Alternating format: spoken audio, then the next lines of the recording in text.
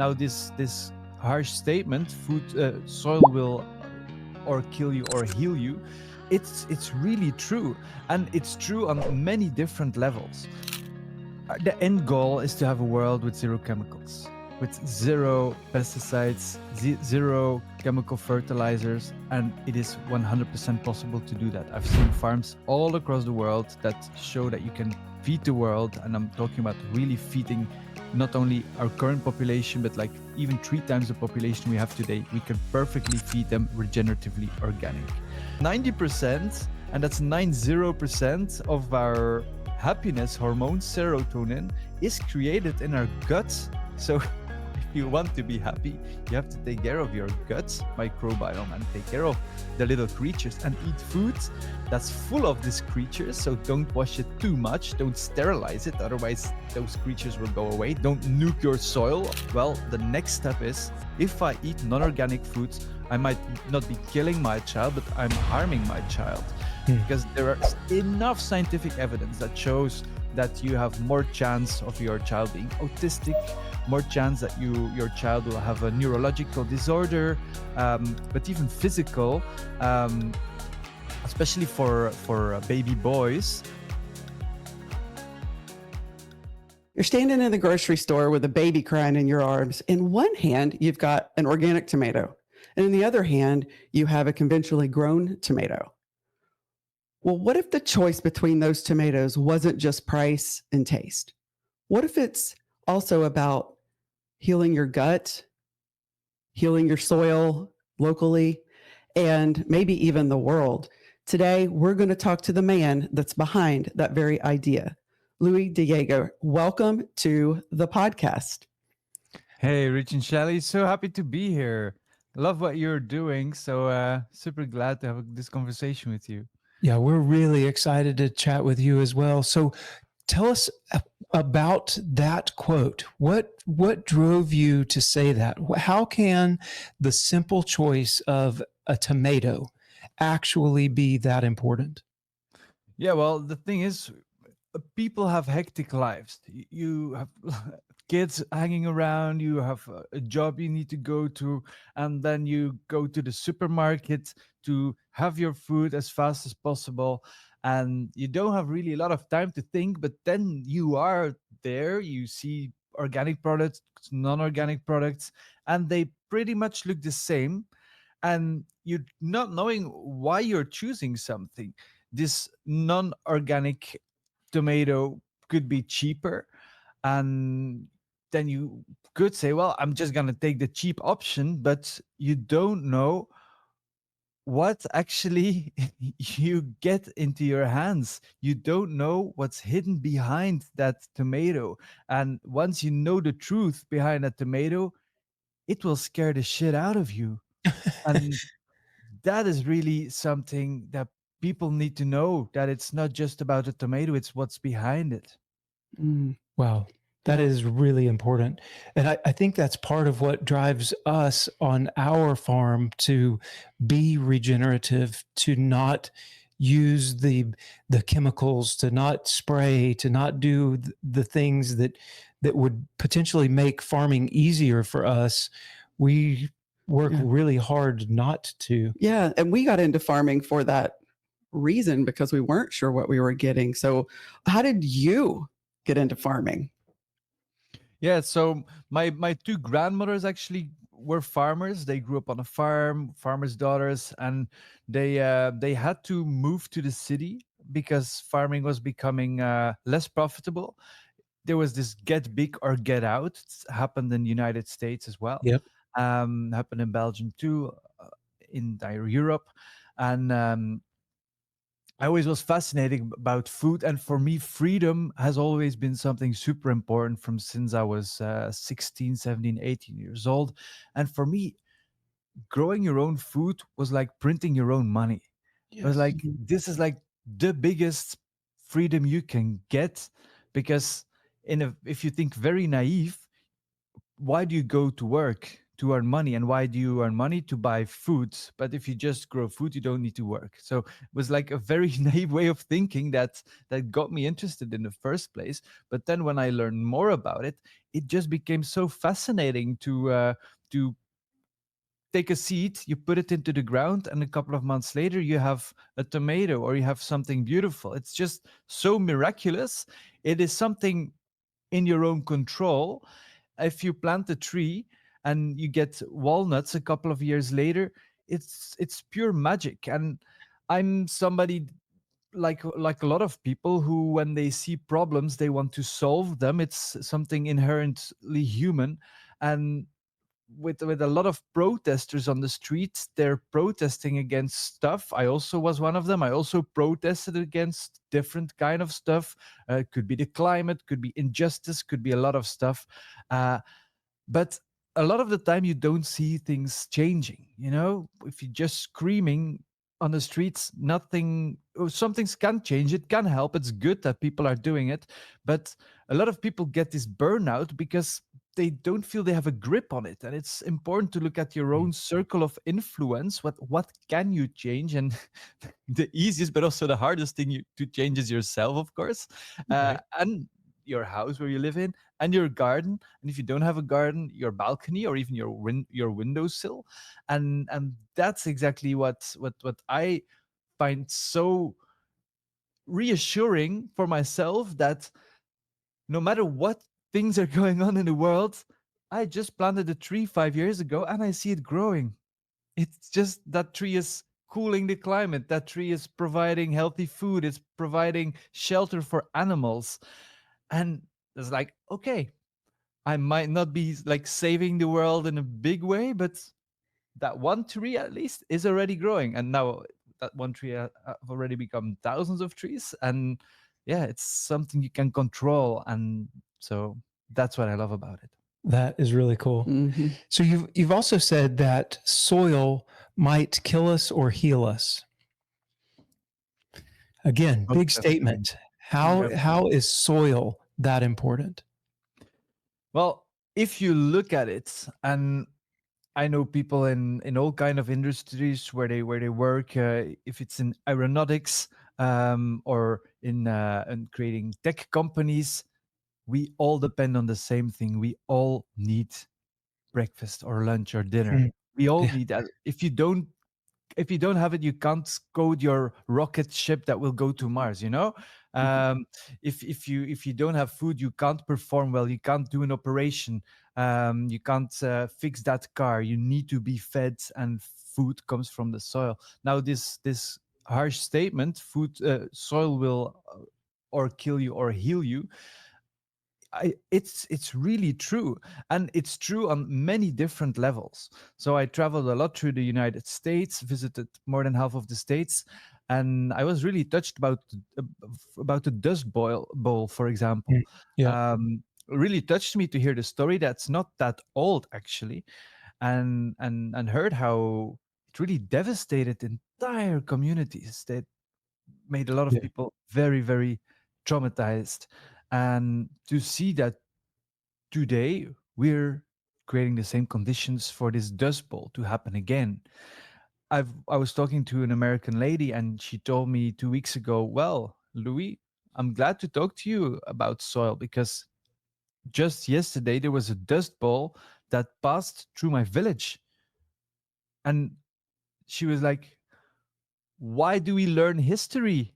To Wow. learn from our lessons, right? But we didn't. And so it can literally kill us by dust storms, but also landslides and erosion and mud going into your living room. So these are like the very visible things that could technically kill you. But it's also in the most invisible part of the soil that it can actually heal or kill you. And that's the magnificent world of microorganisms, little soil creatures that are either there and that are the key to your health, or that are absent, which will be the key to your demise. And if you combine a dead soil uh, with no microorganisms and full of toxicity because of all the chemicals we put on it, then that is literally slowly killing all Americans, all Europeans right now. Mm. Hmm. Uh, I I couldn't agree with you more so far. Yeah, I Uh, know, absolutely. oh, this yeah, could not agree more. And uh, we talk a lot here about food, and oftentimes we even talk about um, food as our for our health, Mhm. and our microbiome. You talk about the soil and the microbes that are in the soil, and over the course of the last 10 to 15 years, we are all learning about the microbiome within our gut. You know, Mhm. but I'd love to talk about what you think about the gut microbiome axis that we have going on, and the what we have between the soil and ourselves. Yeah, I'm really glad that you bring that up because that's so true. It's this saying that or your food will be your medicine, Mm, or your medicine will be your food. That's mm, a saying that's more than 1,000 years old, and that's exactly what I 100% believe in, and that is the pharmacist of the future is the farmer. Pharmacist, Mm. mm, those are the real growers of medicine, and food needs to be our medicine, and food actually is our medicine if we eat the right food. And why is that? One of the most shocking things that somebody once told me, and that I'm not now gonna tell you, is that Rich and Shelley, you two are no human beings, just like me, just like the listener. We are not human beings. We exist of more non-human cells in our body than human cells. And the first time you hear it, it's like, I'm not a human. What did I do wrong? Did I insult you by accident? right. Uh, um, but once you know that, it doesn't make sense to put like this hand sanitizers on your hands to kill all the bacteria, because it's like we already have hand sanitizers on our hands. They are already protecting our hands. Of course, if you're doing an operation, you True. please disinfect your hands. You're a situation when you do need to do that, but not if you go to the Walmart and you have to disinfect your shopping cart. It's total BS because you're actually doing more harm than good. Yeah. And that's the big problem with people, is that they are fighting germs, but they're actually fighting the good germs that are actually protecting you. So every time you put on these hand sanitizers, you like make your hands sterile, and then the bad guys will have actually more chance to do harm. Wow. And of course, a lot of hand sanitizer is actually also very poisonous for you. So it's bad in a lot of ways. And this hand sanitizer is like an analogy what we're doing to the soil. If you put hand sanitizer on the soil, which Mm. are called pesticides, um, then you kill the beneficial organisms in the soil. And plants actually need these beneficial organisms, need fungi and bacteria to feed them, but also to protect the plants. They protect the roots and feed the roots of the plant. In exchange of food, the plant gives up to 40% of the food that the plant makes. It gives it as a present to the soil life. Hmm. They're like throwing a giant party in the soil. All this soil life is invited. And what do you do if you go to a party? You By your give a present. friends? Oh, Yeah. Oh, yeah. yeah, Right. Yeah. You give a present. When you're invited, you like bring a bottle or bring sure. Sure. Yeah. something nice. And that's what's happening in the soil. These microorganisms, they give a present, and that present comes in the form of food that the plant root cannot access, but these little creatures can access it. They also protect the plant, not only the roots, but also the leaves. So even through the leaves, the plants give up food to feed these beneficial organisms, so they will protect the leaf. It's like you would give me a donut every day. I love donuts. You know that. Give me one donut every day, an organic one, of course. And I'm super happy. Now, imagine, Rich, that you give me a donut every day, and we're walking on the street together, and there's like a guy that's bullying you. What am I going to do? I'm like saying, hey, Rich, he's my friend, you know? He's giving me a donut every day. I'm not gonna let you bully my friend and, you know, push him away. And that's exactly what's happening in the soil. Wow. When the bad guys are coming to the roots of the plants to like attack the plants via the roots or via their leaves, these beneficial microorganisms are saying, "Hey, what the heck are you doing? I'm getting free donuts every day. He's my friend," and gonna like kill them or push them away. And you could also say it's a very egoistical thing to do because these microorganisms will say, well, if I find a way to create more space for the plant root, it will have more roots, so it will give more food, it will give me more donuts, the plant will grow bigger, so I'll be able to invite all my friends and family to also get the donuts. And so they come to the roots, get more donuts, and before you know it, the plant is bigger, healthier, and also protected. So, what's the connection between that and human health? Is you have to imagine the following. Imagine a grocery bag. A plant root is like a grocery bag. What happens if you put that grocery bag inside out? So you put your hand inside the root as if it is a grocery bag and you take it inside out. What do you become? Can you guess? You're going to have to help me on that one. I don't know. You get the human gut. Ah. The human gut is the inside out of a plant root. And first time I Okay. saw that, it was like, makes Got it. total sense. Yeah. So these plant roots have this beautiful friendship with the microorganisms that feed them and protect them. But if you look at our guts, like a plant root have this central root and this little root hairs. We even have it in our gut. It's called villi and microvilli, this little Right. things Right. going out. Mhm. And every inch of our gut, there's an entire new village of microorganisms doing all kind of beneficial things for you, because I our get it. ancestors for the last hundred thousands of years, they've been putting leaves in their mouths, little berries, eggs, worms, whatever they could Right. find, and they were full of microorganisms. And these microorganisms, they kind of made a deal, and they say, "Hey, Shelly, can I live in your gut? In exchange of a little bit food and shelter, I will take more B12 out of the food you'll eat." What do you say, Shelley? Mm-hmm. Right. Absolutely. Yeah. You Absolutely. like the deal? All right. Yeah. And this microorganism will stay. Another one will come and say, Shelley, I've got another deal for you. I'm going to take more iron out of your food. Can I stay? Yeah. Right. All right. Yes. And before you knew it, hundred thousands of years have passed, and we're now full of microorganisms, keeping us healthy, getting Wow. more nutrition out of our food, but also protecting us. So our our gut has all little holes in it, and there needs to be a liner on these holes, otherwise we'll get leaks. And the bacteria, the beneficial bacteria, will create this liner. But what happens, we are sterilizing ourselves by sterilizing our hands, sterilizing our food, sterilizing everything. And Americans are champions in that, even more than Mm. Europeans. Yeah. We're very, Yes. very, very good at sterilizing things. Yeah. um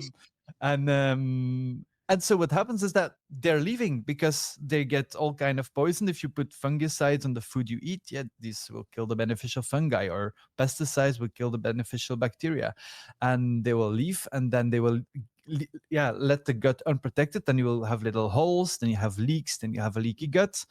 And a lot of chronic diseases actually start in the gut. More and more doctors nowadays are saying that in the future, most of our diseases will be treated via the gut. The gut is called the second brain. And even if you don't care about health, which I think everybody cares about, um, your happiness. Eventually. Yeah. Eventually. Everyone Yeah. cares about it. Sometimes it's a little too late. Yeah, it's true.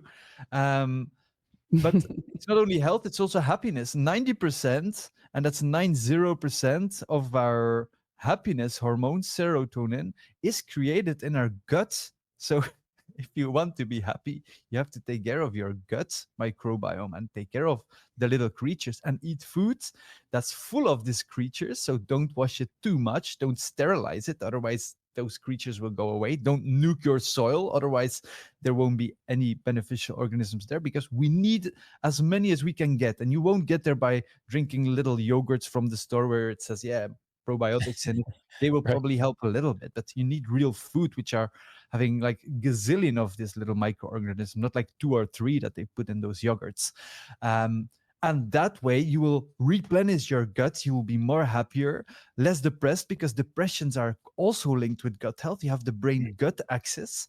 And once you know this connection, once you know that everything you do to the soil and you do to the plants, you do to your gut and to the rest of your body, then it really doesn't make sense to poison the soil. Because if you poison the soil, you poison yourself, and eventually you get sick, and you can't be free if you're sick. And turning this now to a financial look, you've said pay the doctor or pay the farmer. Yeah. Talk to us about that. How do you see that? Is your statement meaning more that regenerative agriculture costs more to the consumer than conventional agriculture, like that organic tomato costs more? Or are you looking at it from a different perspective? Like what exactly are you meaning, pay the doctor or pay the farmer? When you look at the price for a regenerative tomato, and I'm talking about regenerative organic tomato or a chemical tomato, that's regenerative organic tomato is super cheap.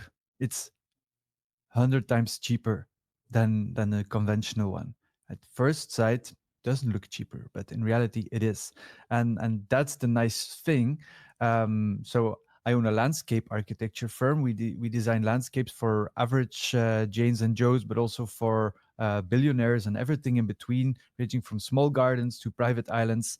And those people can be on the left side of politics, right side of politics, can be very religious, can be atheistic.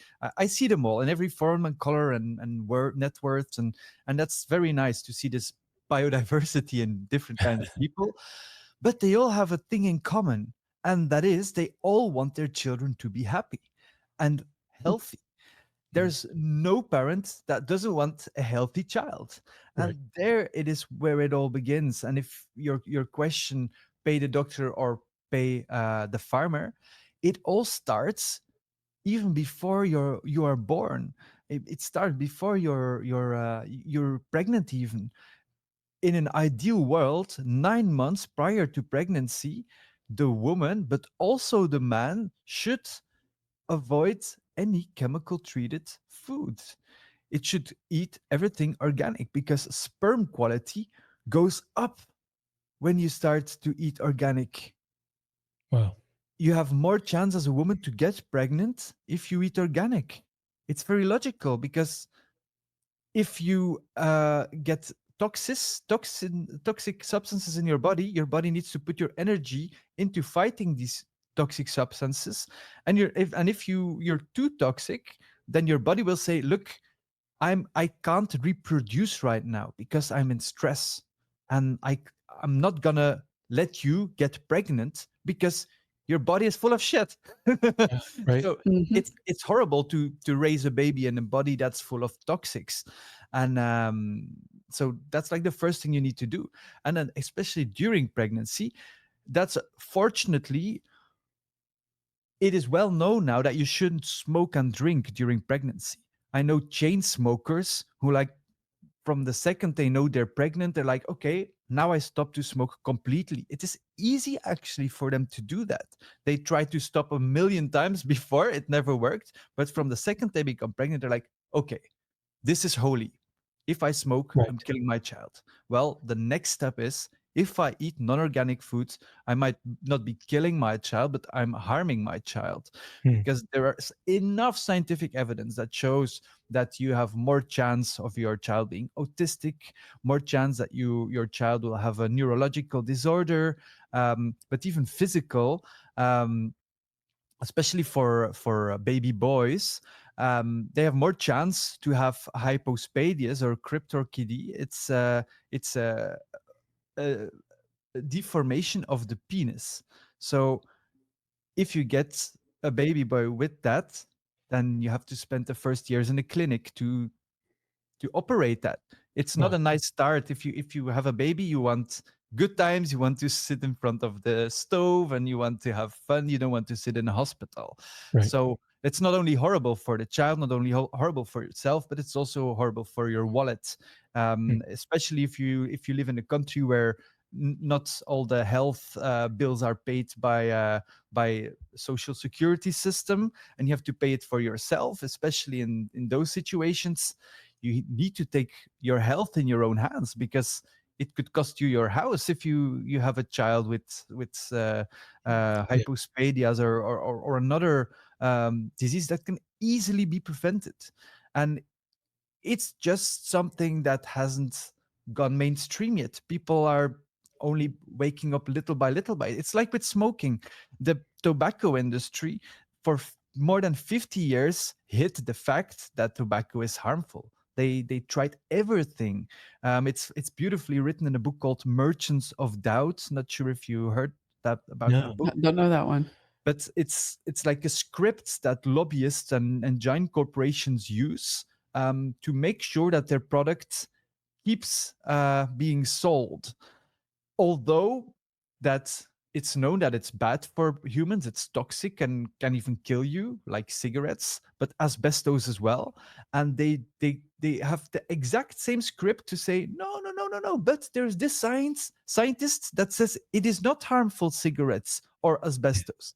And of course, these scientists are paid off by them. And the funny thing is, if you read the book, then you see that the same scientist who's like first denying that cigarettes are bad was also denying that asbestos was bad, was also denying stuff about the climate.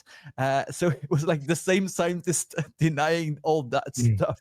And then, of course, yeah, if there is doubt, that's why it's called Merchants of Doubt. People are like, yeah, but maybe cigarettes are not that bad after all. And to this day, asbestos is still allowed in the United States and in Europe, and a lot of countries it's banned because we know it's super carcinogenic.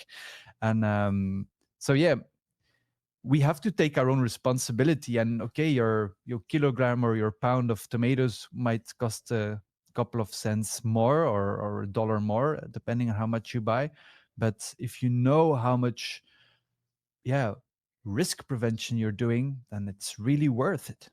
I don't eat regular apples anymore. I just can't. I know how many times they're sprayed. I was like in an apple region in Belgium, and just being outside, you inhaled pesticides. And like, no, Well, I just can't do it anymore.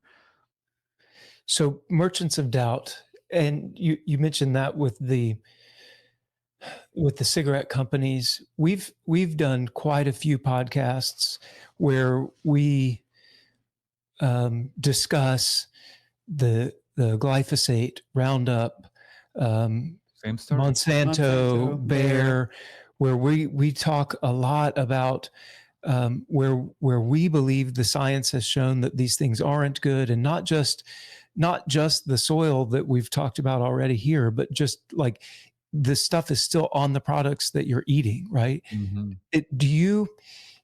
One of your ideas is that I think at least is that maybe there's some way that conventional agriculture and more regenerative organic agriculture somehow work together. And is that true? Did I miss that? Or like when I saw that, I'm like, how does Louis put that together, that we are able to work with conventional agriculture somehow?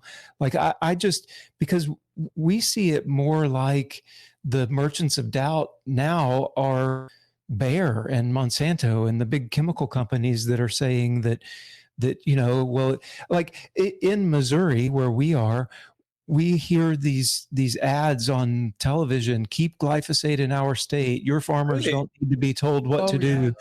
And they're lobbying hard. Bayer is lobbying multiple states, Missouri being one of them, to change the laws where the lawsuits that Bayer has received, or Monsanto, is because of a labeling issue, a failure to warn issue with the EPA.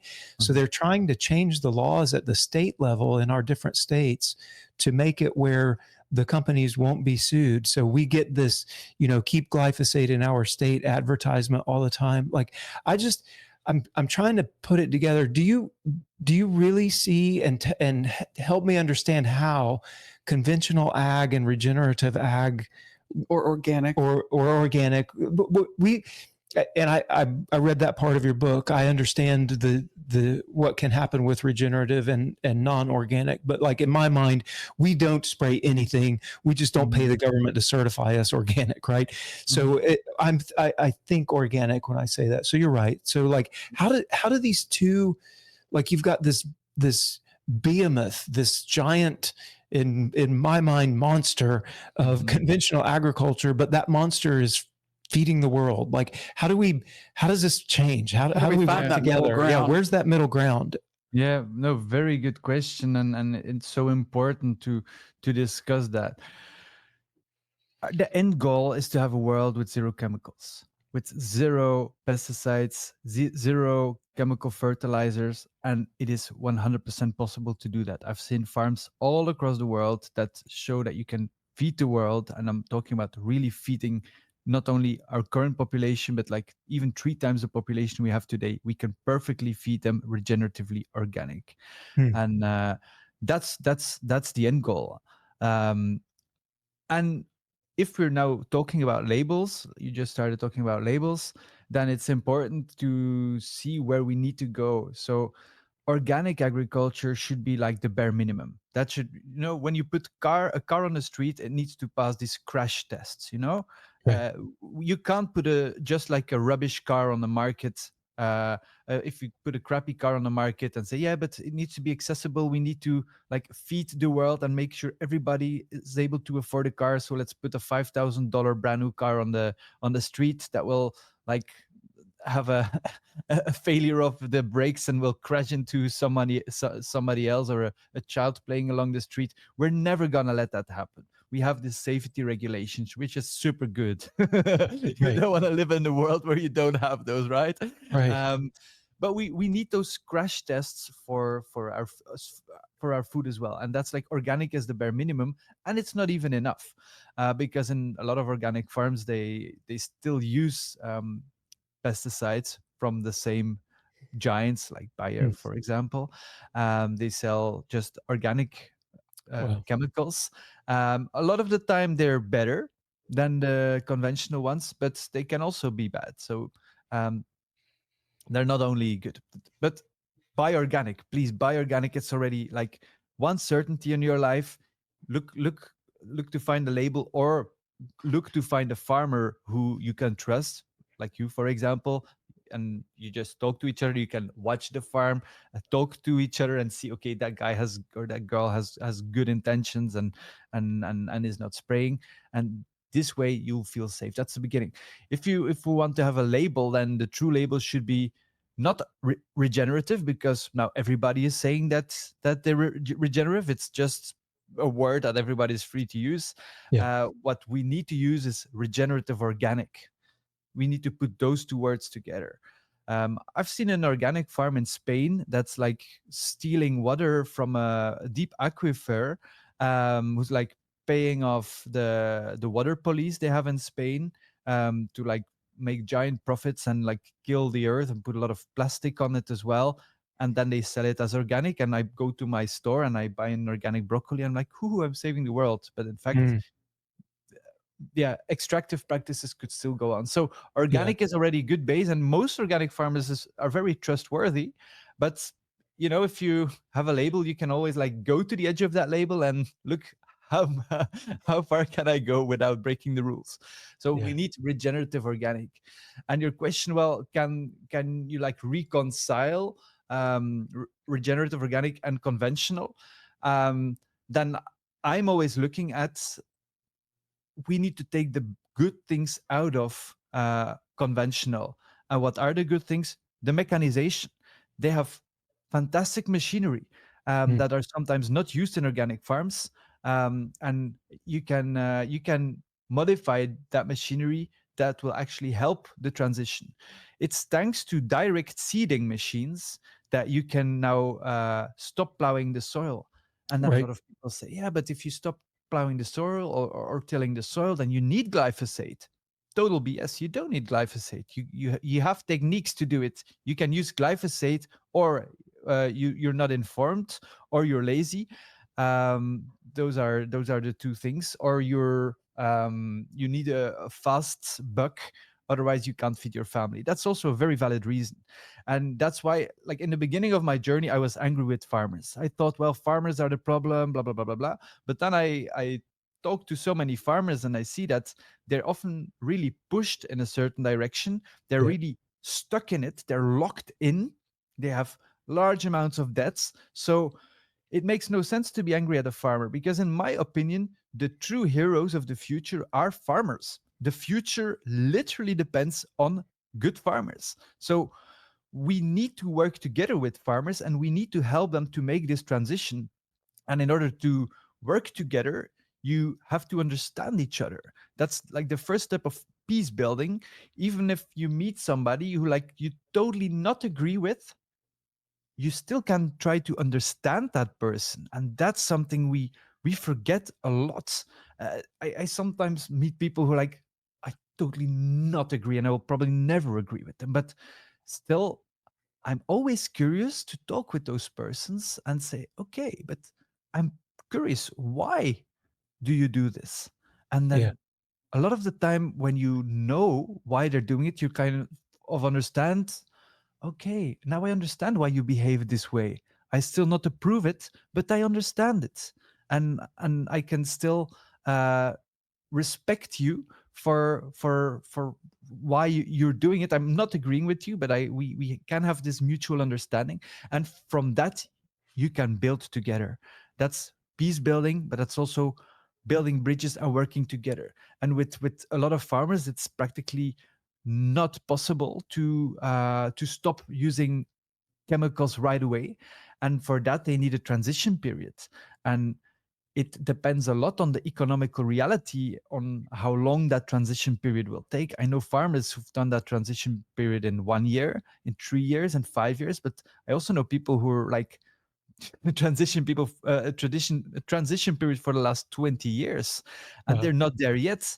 But still, they chopped their pesticide usage in half, which is already fantastic. I'm still not gonna eat food from that farm, personally, but in a global scope, that's already fantastic. If all farmers would already cut their pesticide usage in half, that would already be a giant win. And sometimes we need to be patient. Um, we also need to be impatient, of course, and Mm. to really push forward what we need to, the things we need to change. But like this respect for farmers who really need time for that transition is super important. And also, we need to find a way to incentivize those farmers to make that transition. And you have two ways to do that. One is to simply pay more for the food, because money helps. Can't Sure. deny Right. that. Yeah. And that's something a consumer can help with. That's also something a government can help with. Yep. I'm not against the government, because it's the government that created in the United States the Clean Air Act, for example. Right. Fantastic. Without the Clean Air Act, we'd all be inhaling polluted substances from factories and from whatever. It's thanks to governments that we still have fish in the ocean. So I'm it's sometimes double. Sometimes government interventions are not okay. But in the case of that, we had the Clean Air Act. Now we need a Clean Soil Act.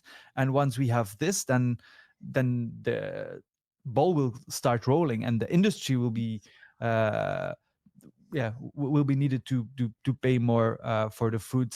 So that's one thing. The second thing we can do is we can incentivize farmers to save money by just working differently and spreading knowledge.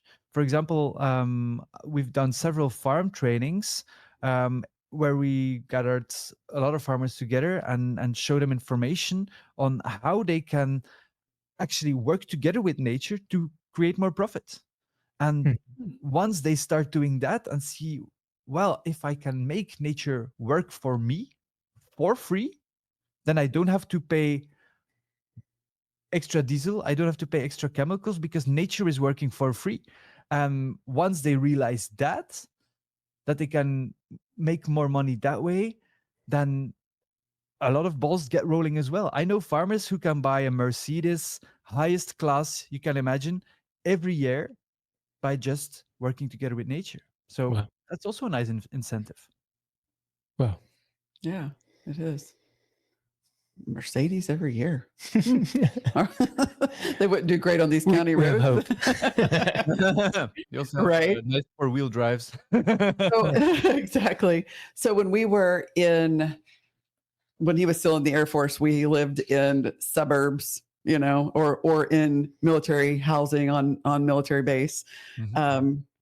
Most of the time, especially if while we were living in the States, we were growing something.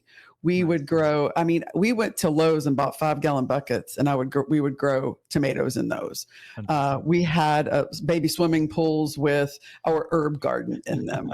In the backyard, that also had a swimming pool, because a privacy fence, we were totally in the suburbs, Mhm. or a small garden of some sort with at one point 4 chickens that I'm pretty sure we weren't even allowed to have, but I brought them home because we needed chickens, and that chickens are the gateway drug to farming in general. And so we did. But of course, we're kind of those people that do things even if you're not allowed sometimes. That said, you talk about using our lawns. There's so much yard space especially in the United States. Oh, Maybe in your country as well, it's the and same. Europe. Maybe less than in the United States, but still too much. Yeah. Yeah, and maybe starting to utilize for everyone to start utilizing the land that they actually have. Yeah. There is a saying, and the saying goes like this: grow food, no lawns. And Mm. I actually went in the parliament of our country and tried to propose a law to have less lawns. It was very Nice. funny. I actually also sent a letter to our king to say, hey, please remove your lawns. You have too many lawns. And it went viral before like social media and That's virality great. viral in the normal media. It was fantastic. We really created a movement. It was called Bye Bye Grass. Grass in Belgium means, yeah, lawn, not Oh, yeah, the sure. grass you would smoke. Yeah. I'm not sure if you would say that in America. Yeah, you Bye could. bye grass. It'd Could be you say grass. it? Yeah. All right, Mhm. bye bye grass. So bye bye grass, bye Yeah. bye lawns, and to just show that it's possible to have a much better alternatives, because lawns are actually super expensive to maintain, and Sure. it's a status symbol from the Victorian age, in a time where land was so expensive that the rich people said, oh, the land is so expensive, but I can afford to have grass, and I can afford to pay people to have scissors, because lawnmowers were not invented yet, to cut that grass. Look how rich I am. They didn't have Bentleys and Rolls Royces at that time, but they did have lawns. And Wow. now everybody wanted that, of course, because it's a status symbol, like how a truck is now a status symbol, or a Mercedes, or a nice Chevrolet. And everybody like said, okay, now I also want a lawn, and now we all have a lawn. That we're like, okay, but why do we have a lawn? We don't even remember why we ever started to have a lawn. And of Hmm. course, lawns are nice to play football, or badminton, or play around, or have a party, but you, if you look at the amount of lawn you have, you don't need all that lawn. And it's, even if you want to keep most of your lawn, at the edges, do something else. Hmm. And there are different techniques to mow your lawn, to make it a little bit longer, so they have deeper roots, so if there's a dry period, that you won't have like red lawn, and because it all dies. And yeah, in America, you even have these spraying companies that go and spray your lawn green again. It's like the Yeah. most stupid thing that I've ever seen in my entire life.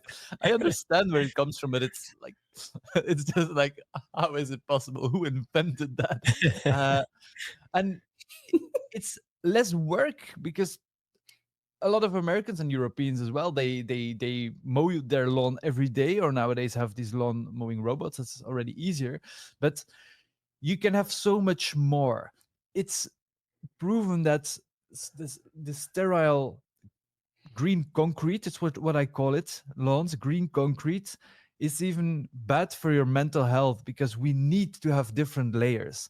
And it's Mm. so easy and so nice to, not only for yourself but also for your kids or your grandkids, to, for example, put on raspberry bushes on the edge, or put on some apple trees, put some strawberries on it, put some lavender and rosemary, some herbs you can put in your food. And it's just so amazing how many possibilities there are. And the nice thing with these plants, they're perennials, so you only have them to plant them once.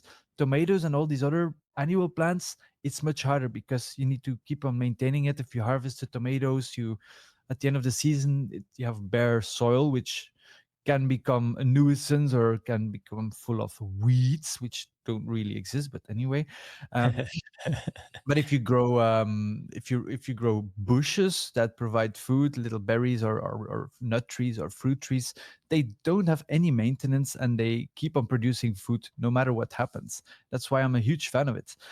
It was funny. I have a friend that's an impact investor, and she's investing in a lot of companies that create a positive impact. And she was complaining to me, and said, "Well, Louis, I have this brother who is always nagging me, because he wants me to invest in defense." Uh, and I was like, "Yeah, but say your brother that he's right. We need to invest in defense." And she said, "What do you mean? You're like, you don't know anything about defense. You're a tree guy. What are you talking about?" And I say, "No, no, no. I know a lot about defense." She said, "Defense? You tree guy? Tell me." Uh, and I said, "Yeah, well, if shit hits the fan, what are you gonna eat? Your lawn?" Uh, no, investing in defense is investing in food security, is Right. investing in trees. During the war, what did they do? They went into the forest to grab every nut they could find.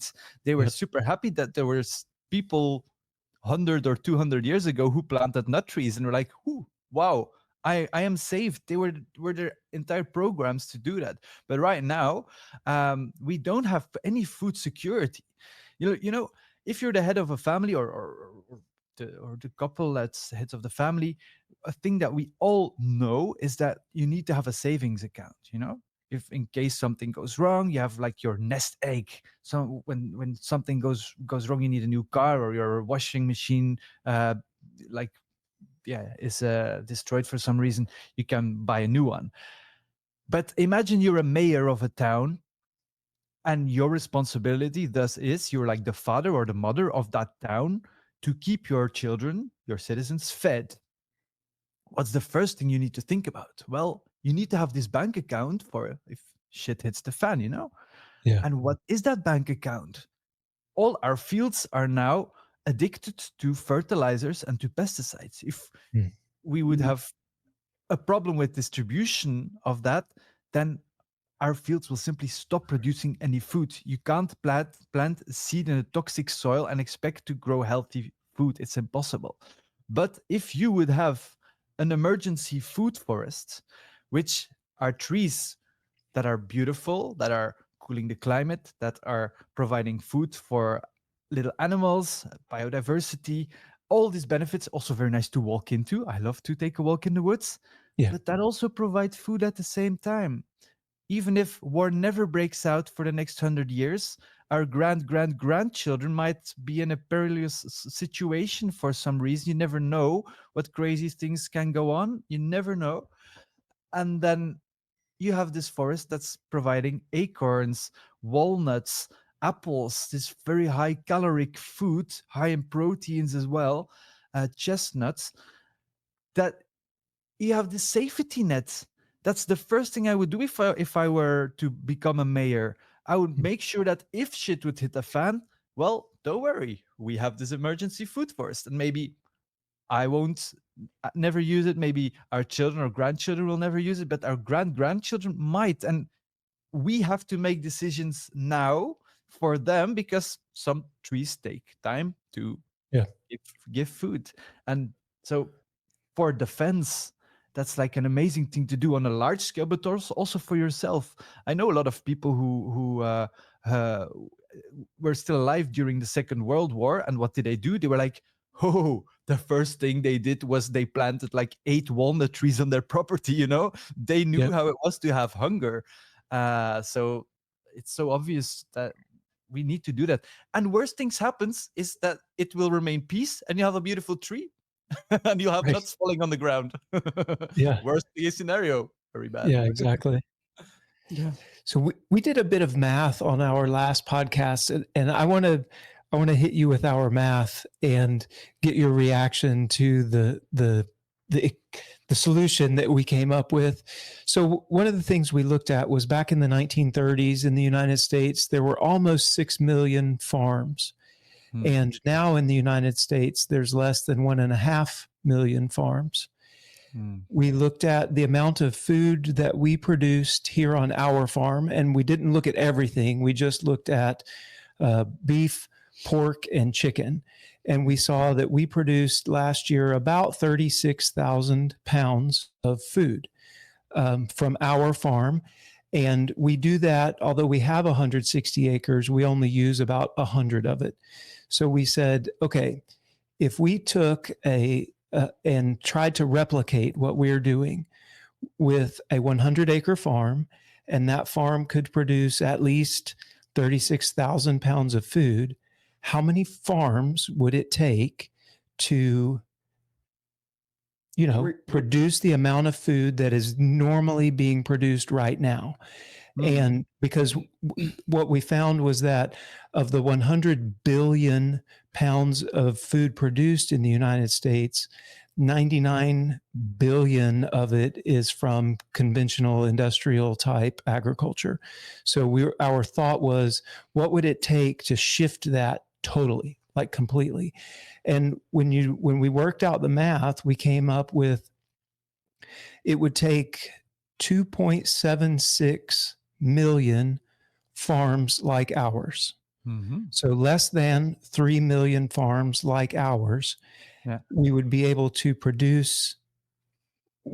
replace basically the industrial farming system with an organic regenerative farming system like what we run here. And that then from an acres perspective, right now we're farming about 150 million acres in the United States, and that would have to increase, but it would need about 275 million acres, 2.76 million farms at 100 acres each. So you need about 276 million acres, which is totally doable from an acreage perspective in our country. So to us, the idea that, it can't be done, there's too many, we just produce too much food, you just can't get rid of the industrial agriculture system. Organic regenerative ag is too small. That's cute, but we're trying to feed the world. So therefore we can't be replaced in the way that we're doing it conventionally, because that's just too small and it's not scalable. And we often say, while the way we farm might not be scalable to the size that commodity farming is, it is very replicable. And if we could take back some of the land that we have in monocrops in this country, corn, soybeans primarily, and turn that back into whether it's orchards with something else, graze the orchards, turn it into grazing land with cover crops. There are so many other ways to farm other than, we all know that, monocropping is, that's, to me, that is the number one primary problem that we have is the monocropping. And so what we ended up with was, we sat and calculated through our maths, and we said, basically, we raised the BS flag. We think that it can't be done. You're cute, but you could never feed the world. To me, it's like, I think that's BS, and we could do it with less farms than what we had in the 1930s. So, I'm what are I'm your glad thoughts? I'm glad that you said it, because I was like about to say it's the biggest BS out there that you can't feed the world regeneratively organic. It's, if you look at the numbers, you can do it. You can even feed more people than we have today on this planet regeneratively organic easily. Um, and there are so many things you can say about it, and one of the most important things is that, first and for all, yeah, the math you did, I have to see it in front of my eyes to Yeah, sure. to really check it out. But the like the big scope of what you're saying is correct, that with, you don't need definitely to be scalable. It's I really love that you say that, Shelly. It's replicable is important. Scalable um, can be important, but replicable is also very important, because what do you need as a farmer? You need to have a healthy family. You need to have a good family. You need to feel good. You need to be happy in what you're doing. And most regenerative farmers, I don't know, are the happiest farmers out there. um, that's just a fact, because they're in tune with nature. They're making more profit a lot of the times, and they know they're also being respected a lot. So that's beautiful to see. And so it's not about how much tons per acre you can get. Uh, it's about the quality of your life. That's Mm, like number one thing. It's always about that. And we might fall in the trap that my truck is bigger than your truck, mm, so I'm cooler than you are. But once you get over that, it's about quality of life. And the second thing is, it's not about the tonnage per acre, it's about the amount of nutrients per acre. love that. And that's an entire mindset shift as well, because what do I care that you grow so many tons per acre if like 30% of the tonnage is water? Yeah. It's not nutrients, it's water. So woohoo, you have so many tons. Woohoo. Wow, you're so cool. But let's take a look at it. Let's look at the nutrient density. And then I can see, well, my crops, I have a little less tonnage per acre. I have to admit that. But if you look at the nutrients, I have more nutrients per acre than you. So who's the winner? Mm, Right Mhm. now, the winner is still the guy with the more tons per acre, because we still sell food per ton. right. That's a huge problem, but we're working on that. For example, Edacious, a lab that's based in Boston, they're building very cheap sensors or lab tech to check very cheaply how nutrient dense uh, a product is. And once that will become cheaper, that what's his goal is, then we'll be able to see, well, your grain is bollocks, your grain is fantastic, so your grain is only grade D, for example, and we're going to sell it at a lower price than your grains. And Well, then the farmer who farms regeneratively organic will have more nutrient dense grains, and those grains will be sold for much more money. And that's where we are getting to. It's all That's about what's awesome. inside of it. yeah, that's That's great. Wow, that's really great. That's a technology that is really coming online?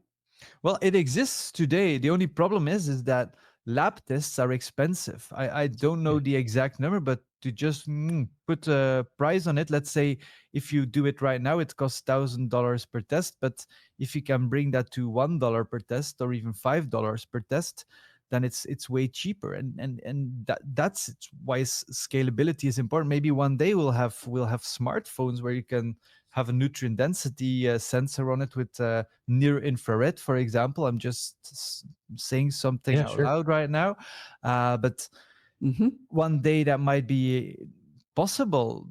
We now have lidar on our iPhone, so why not a nutrient density sensor one day? Yeah. And then you Mhm. can like be in that supermarket and say, "Whew, that's not even an apple. It's like, just it looks like an apple, Oh, maybe wow. smells like an apple, but it's just has the shape of an apple, and it's just an empty casing. And the thing you find the most of is chemicals and water." So Wow. that's an entire mind shift, and Mhm. that's where your health will also come from, because you might need to only pay one tomato instead of three tomatoes, and you're gonna have the same amount of nutrients, and you're gonna have none of all the toxins. Wow. Mm-hmm. That is something. That would be really cool. I added to our stage a book, SOS Save Our Soils by Louis De Jaeger. Talk to us about this a little bit. Yeah, so when I started out my journey to want to know more about farming, I had so many questions and I didn't know a lot of it about it. And I went on a crazy adventure, talked to a lot of farmers worldwide, ranging from hippie farmers to large scale farmers, also talk with the guys from Bayer and Monsanto to also listen to their side of the story, which is pretty interesting. And I my goal with this book is really to make people aware about what food is, what is farming, what are the important things you have to think about, because most people don't know a lot about it, and it's normal. We don't learn it at school, and these very beautiful topics we just discussed, like the connection between soil life and plant health, between human health and soil, you never hear that on the television. All right, at least never heard that on television or heard that from Yeah. on schools or even biology classes. Right. Even my biology teachers, they don't know about that, because Right. it's recent. And my goal is for people just to understand it, because if you are informed, then you can make better decisions. And it's not only about information, it's also about inspiration.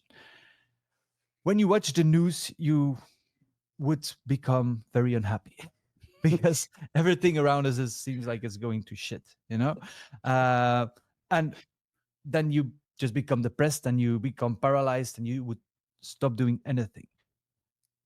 With this book, I'm showing that there is no doom and gloom in farming.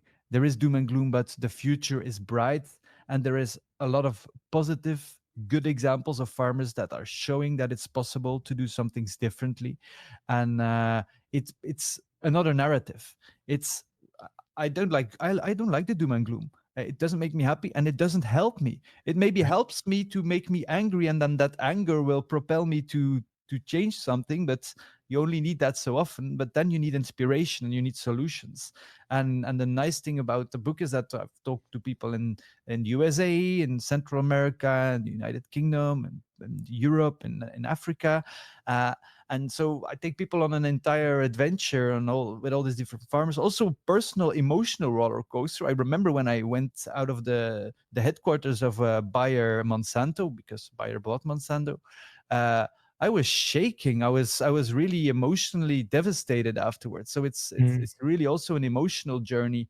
um, and you also get to meet so much amazing people. I think that's maybe my favorite part of the book, that you meet such so much inspiring people. And and I first thought that we need to change the world by spreading the knowledge, that if people would know certain things, that's all there is. I just tell you, smoking is bad for you. Look, these are the studies, so you're going to stop smoking. No, that's not how it works. Try Right. that. We need inspiring stories, and it's actually, knowledge is important, but it needs to be combined with inspiration. And there are just so many interesting, inspiring people I met that I take the readers of SOS Save Our Soils with me on that journey. And one of my favorite examples, to give you one, is a guy who lives in Italy. He's a farmer, an organic farmer, and he grows apples. And the certification guy said, "Hey, guy, I found pesticide residues in your apple. They're not organic anymore." He was like, "Oh shit! Oh my god! What do I do now?" And he had two options: or he would leave his valley, where he grew up, his favorite place, or he would try to do something about the drift of pesticides of his neighbors. And Mm. he got together with the local pharmacist, had an info evening, and had the pharmacist like find some research about pesticides and just presented it to the community and say, "Look, the and apple orchards are like one of the worst sprayed places ever. And I said, look, they're using that pesticide, that pesticide, that pesticide. Well, that pesticide is causing leukemia for children. That pesticide is causing Parkinson's for all of you. It's predicted that by in 30 years, like more than half of the people will have Parkinson's because of this. Wow. And then so after this info evening, those guys were like, oh gosh, of course we're gonna like do something about that. How on earth would you not do something about it? And the Right. cool thing is they voted it, and they just voted to make their entire village pesticide free. Can you imagine that? Just by one guy who Wow. had an idea. And so that's only like one of the amazing stories. And for me, the most important thing is not knowledge anymore. It is still important, but empowerment is the most important thing. And we as a human, everybody, every individual has unlimited potential to change the world. Unlimited. And we can do everything. You can do everything. And that's the nice thing. Once you realize that and you have this inspiration, this spark, you find out what your role is into changing things. And it's combined with knowledge, because you also need knowledge. It's important to know what you're talking about. Then you can stand on the barricades. Then you can go talk to politicians and say, look, guy, this company is poisoning us. You have to protect us. You politician, you work for me. You work for us, because we are literally paying your bill. We are paying we are paying you to represent us. And we as Right. a population, we do that. The population is the leader. Politicians are followers, not the other Right. way around. Right. And we have to remember that. It's actually pretty stupid to say I'm against government, because they work for you, and we have to control government, not the other way around. And we are much more powerful than we think. So we need to step up and say, hey, we don't want our food to be poisoned anymore. So create the Clean Soil Act, for example. Right. Wow. And I think I was going to say to you, I think that my favorite part about your new book is that you didn't just present it as data. You took us with you as you traveled the world and through America and into Canada. And like that would just, it made it much more engaging so that it didn't feel like I was reading some kind of medical journal or science book or something. I felt like I was going with you on the journey. So I really appreciate the method that you took to present the information, and it did make it more consumable. It was very, very nice. So here again Thank you so is much. the picture of the book. When does it come out? So it's released on the 24th of June. Then it will be available through Amazon, wherever you live on this planet. It will be delivered like super fast on print or as an ebook, depending on what you like. Wow, that is awesome. So it'll be available on Kindle as well, huh? Yeah, definitely. Yeah. Oh, perfect. I'm a big Kindle fan. Good. Okay, cool. Good. Are you going to read it? Are you going to do an audiobook? Yeah, definitely. That's one of the plans. Yeah. Oh, that'll be nice. Fantastic. I love listening to you talk. So that would be nice to hear. Even though my so cool. accent is not some accent you're used to. I think it's awesome. Yeah, it's awesome. Yeah, we've spent enough time all over the world that I don't mind it at all. So where else can people find you? Like if they want to look you up and see what you're doing and follow you, how can they find you? Well, I'm pretty active on social media, so best thing is to follow me via LinkedIn or X or Facebook. Or I'm like on most social media platforms, or via my website louisdj.com. Okay. Awesome. Well, he will make sure that all of that is in the description of the podcast, the video on the YouTube. Yeah, and for those of you watching on YouTube, we've gotten a comment recently about how you can't imagine why there's only a couple hundred people watching as we talk about really important topics, and we do so in an intelligent manner. I appreciate the comment very much, but I would say, man, the best way that you can help that is to share it. Just go down while you're in YouTube, hit that button and hit share. And not only are you sharing it on your social media, but you're telling the platform itself that this is something that is worth looking at.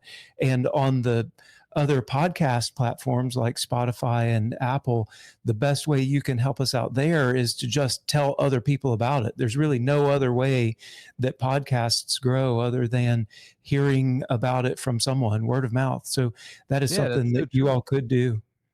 That's so true, and you might think, oh yeah, hit the subscribe button or whatever. It doesn't make a difference. But I have a friend who's an activist, and she's like really, yeah, fighting against pollution.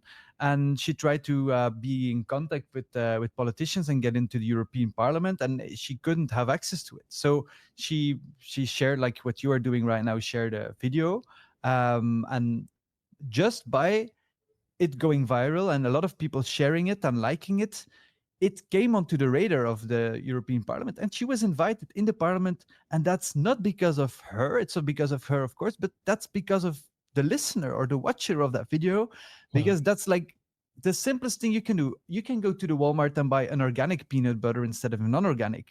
That's already an effort. But to press a button and hit like and subscribe and share, it's super easy, but it makes a world of difference. So do it. That's awesome. Thank You're you absolutely correct. And that's a great note to end on. Louis, thank you so much for hanging out with us again today. And well, for the first time today, that's what I normally say. Thanks for hanging out with us today. This conversation has been enlightening and inspiring. And totally enjoyable. And very enjoyable. Yeah. Well, I had a good time as well. So thank you for being such a great host. And maybe see you next time I drive through Missouri. Oh, that sounds great. Really cool. Yeah. Thank you. And until next time, y'all. Bye. Yo, bye-bye. Bye, y'all.